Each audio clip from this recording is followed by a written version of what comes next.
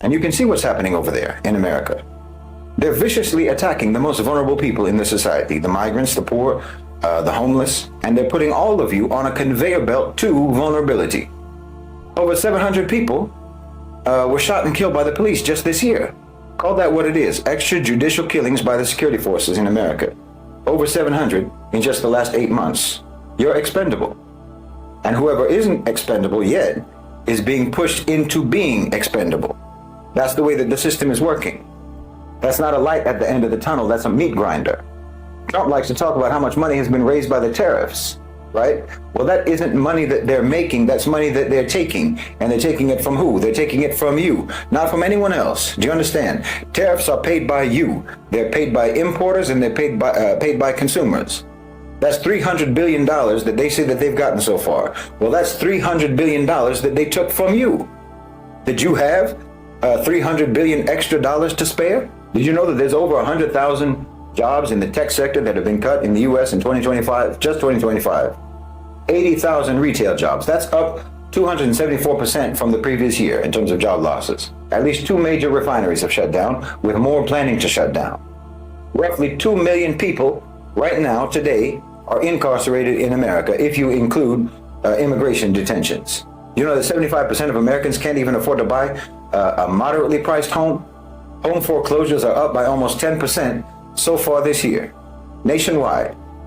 And it's up by 40 to 55% in some, in particular states.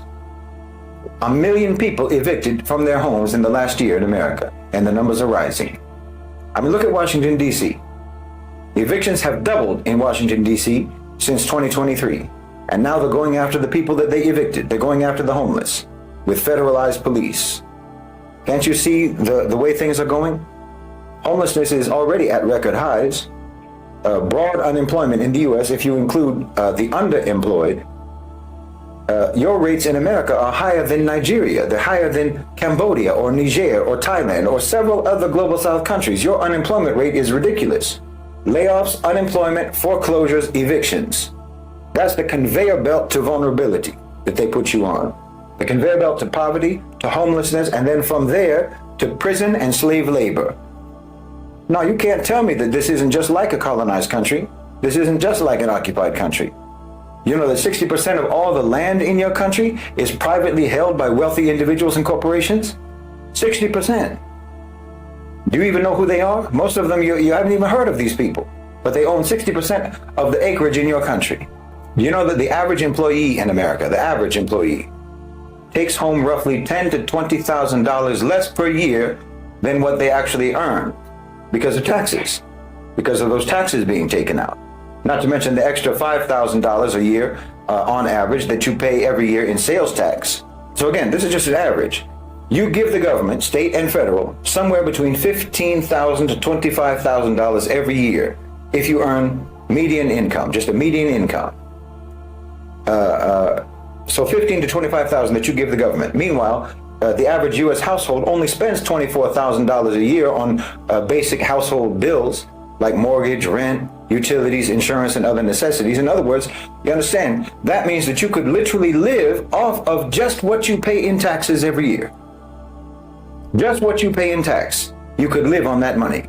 And did you know that roughly half of BlackRock's capital, you know BlackRock, the largest asset management company in the world, they own everything. Did you know that roughly half of all of their capital comes from pension funds? That's your money. That's your retirement money. Larry Fink, the owner and the CEO of BlackRock, he gets to own everything by using your money. And if BlackRock makes spectacular profits on their investments, your retirement money stays the same. You're an investor with no dividends. They're using your money to invest, but you got no dividends. You have no vote. You don't get any. You don't get to be on any boards of directors. You don't have the controlling shares in any company that BlackRock owns or that BlackRock controls. BlackRock controls it. They have the dividends. They have the profits. They have the controlling vote. You don't. They have the controlling shares. You don't. They have the vote. You don't. But they're doing it with your money. And what do you think happens if Larry Fink makes a bad investment with your money? Well, BlackRock gets bailed out, but you get kicked out. They get bailed out, but you get kicked out. A senior citizen evicted, like so many others, homeless, and then probably detained. Because Larry Fink and all of his friends don't want to have to look at you begging on the street corner as they pass by in their limousines on their way to the Met Gala. And all of that is legal. I'm telling you, you are in an occupied country. Corporate colonization, neoliberal subjugation, feudalism. It's feudalism.